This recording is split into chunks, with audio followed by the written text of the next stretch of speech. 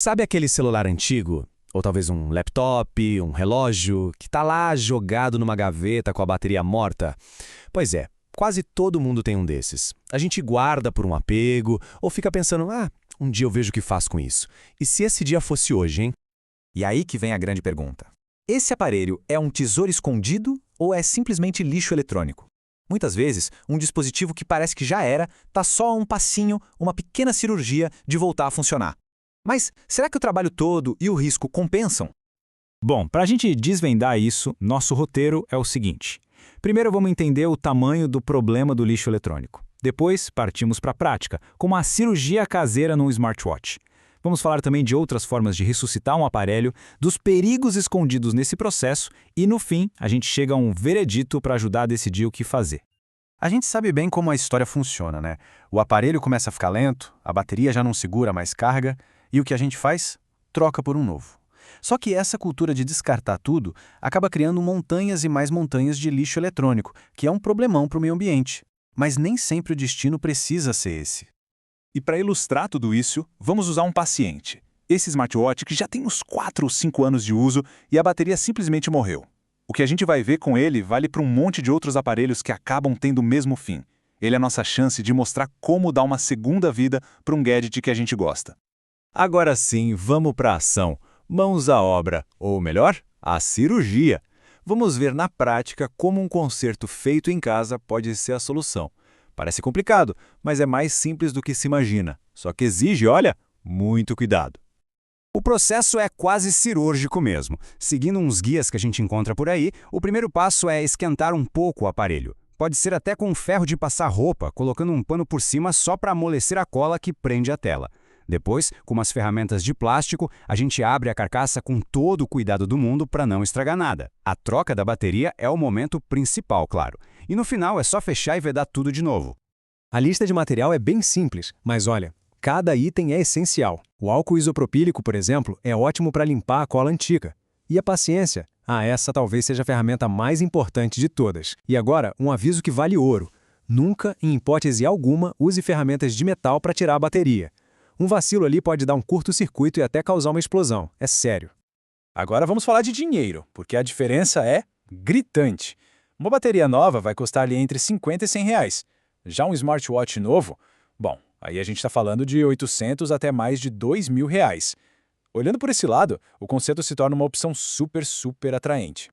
Mas olha só, trazer um gadget de volta à vida não é só sobre trocar a bateria, não.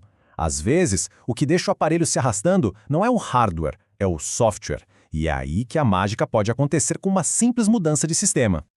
Sabe aquele notebook velhinho que mal consegue abrir o navegador? Ele pode se transformar, é só instalar uma versão mais leve de um sistema operacional, como o Linux. Existem distribuições como o Ubuntu ou Anti-X que são gratuitas e exigem muito pouco da máquina.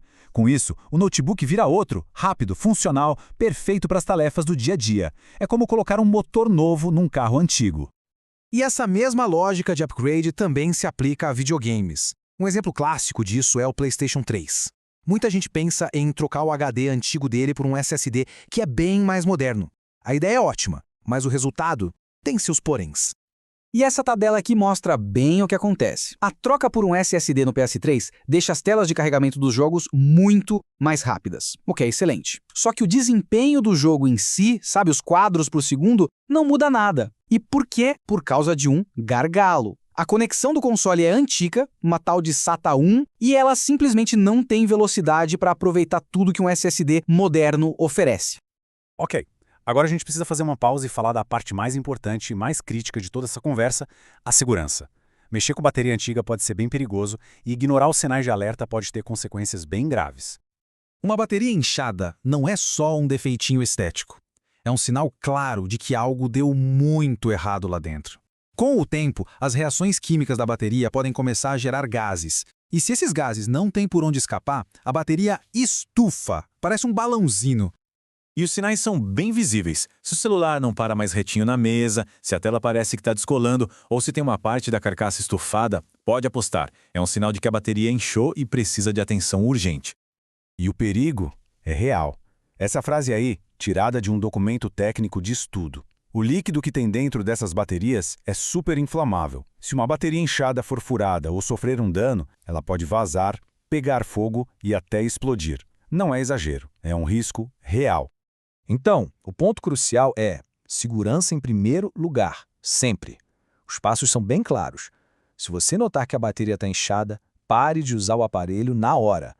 Não coloque para carregar de jeito nenhum. E o mais importante, não tente resolver em casa. Nada de furar, apertar, o risco de um acidente é muito alto. Leve o aparelho para um profissional que saiba como lidar com isso e descartar a bateria do jeito certo. Certo. Depois de tudo isso, a gente volta para a nossa pergunta do começo. Com todas essas informações em mãos, como é que a gente decide? A resposta não é um simples sim ou não. É preciso pesar os fatores. A decisão é uma balança. De um lado, tem a economia de dinheiro, que é enorme, e o bem que você faz para o meio ambiente evitando mais lixo eletrônico. Tem também aquela satisfação, de consertar algo com as próprias mãos. Mas do outro lado da balança tem o trabalho que vai dar e, principalmente, os riscos à sua segurança e de estragar o aparelho de vez. E também é preciso ser realista. A verdade é que nem todo conserto é possível. Achar as peças certas é o que manda. Trocar coisas mecânicas simples, tipo uma correia num aparelho de som antigo, a chance de dar certo é altíssima. Agora, se o problema for um chip muito específico daquele modelo, aí as chances de encontrar uma peça nova são quase zero. Então, a mensagem que fica é de empoderamento, mas com responsabilidade. Consertar os próprios aparelhos é uma habilidade incrível, faz bem para o bolso e para o planeta. Mas é fundamental fazer isso com conhecimento, com cuidado e, acima de tudo, respeitando os riscos envolvidos. E agora, a pergunta vai para todo mundo que está assistindo. Quase todo mundo tem uma história daquele aparelho que foi ressuscitado quando ninguém mais acreditava, seja com uma bateria nova, uma boa limpeza ou um software diferente. A gente adoraria ler essas histórias. Conta aí nos comentários qual foi o seu caso de ressurreição tecnológica. E aproveita e já diz pra gente, qual outro assunto você gostaria que a gente desvendasse aqui no nosso próximo encontro? E claro, se você curtiu essa análise e se gostou de dar uma vida nova a esse assunto com a gente, não esquece de se inscrever no canal para não perder as próximas. Muito obrigado e até a próxima!